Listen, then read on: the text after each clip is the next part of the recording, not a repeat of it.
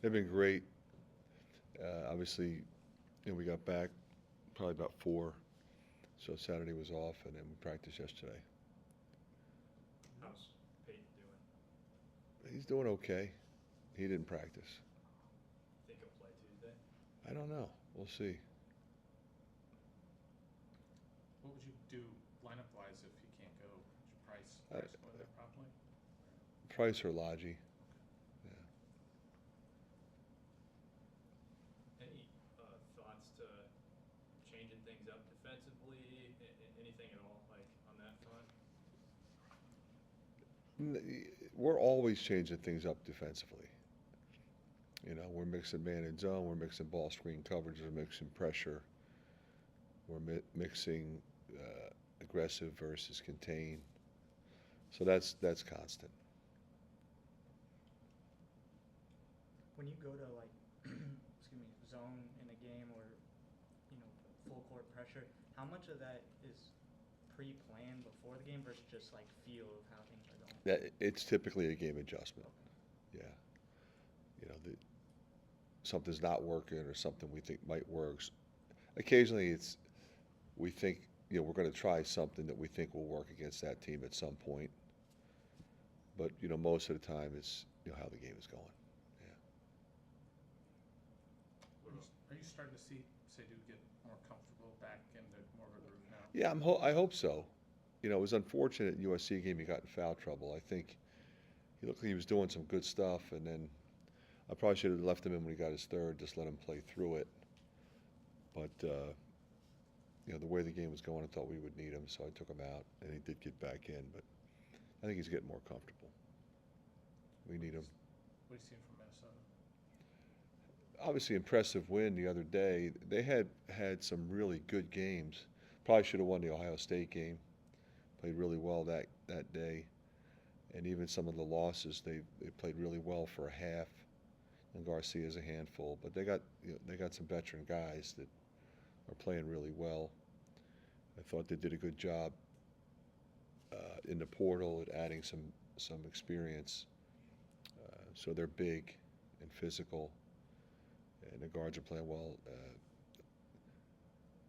Asima is a really good freshman, really taking his game to another level, but not surprising. We watched him a lot in high school, recruited him. So they got a lot of weapons. What about Cooper? What's his status? He's out again. Yeah, looks like that could be sustained for a while. Their win against Michigan, what can that do for? I mean, obviously they've been struggling. Yeah, they just needed to get over the hump. They were right there. You could see it coming for them because I think what you saw was a team continuing to play hard, to compete, to play together. And a lot of times, when a team is struggling, it's because they don't have what they need. That team has enough guys that can score. They have enough veteran guys. They have enough depth, and got a good coach. So, they stayed together, and you give them credit. That's what this league is. You got to stay together. You got to keep fighting. Peyton got banged up a couple times. Is it the shoulder that's the issue now? Well, it's the shoulder and his leg.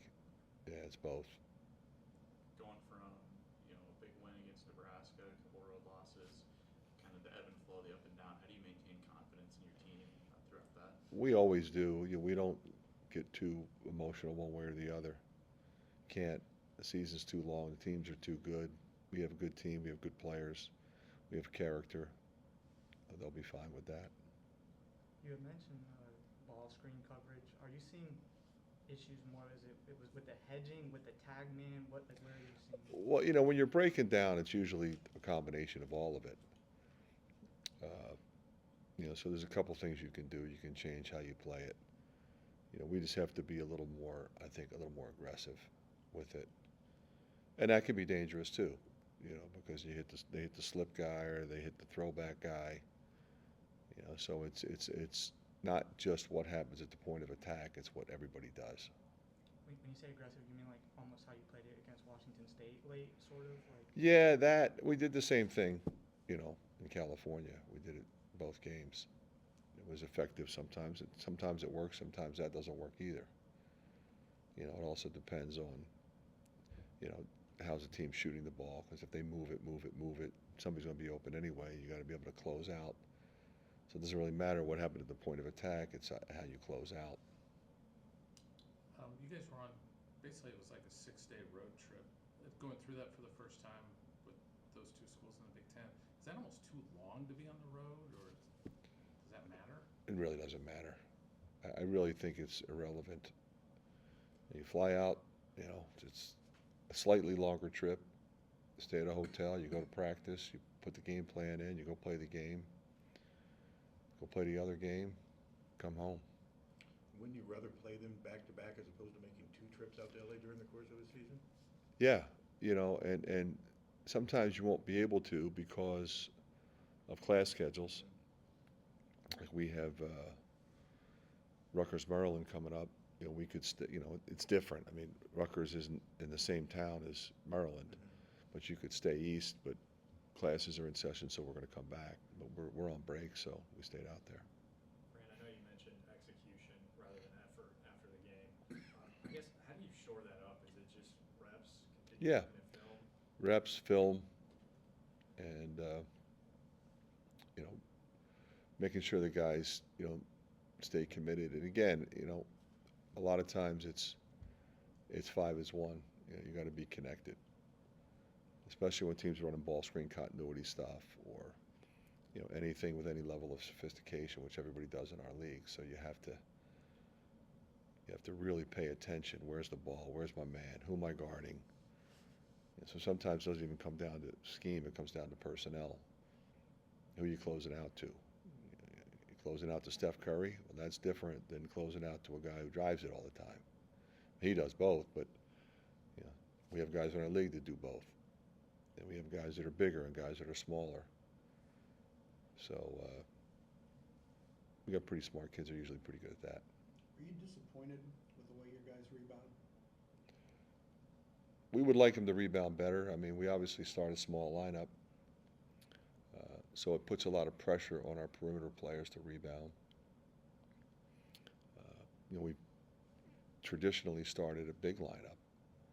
You know, we've pretty much most of the time had a traditional 4-man. You know, we did play Connor there some out of necessity because of injury, and he did a really good job there, considering he was undersized. So, you know, it's just something we have to continue to focus on. All right, thanks, Coach.